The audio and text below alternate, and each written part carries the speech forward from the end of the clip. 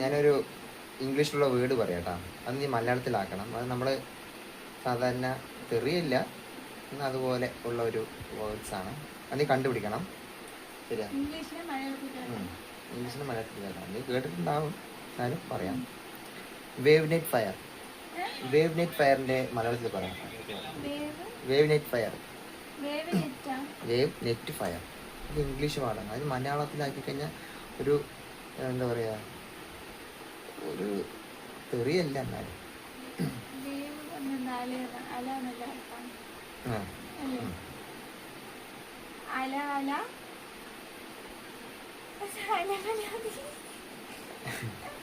വേറെ പറ.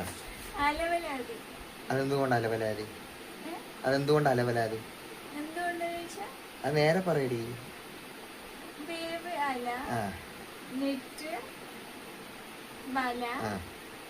ഫയർ അലവലാതി.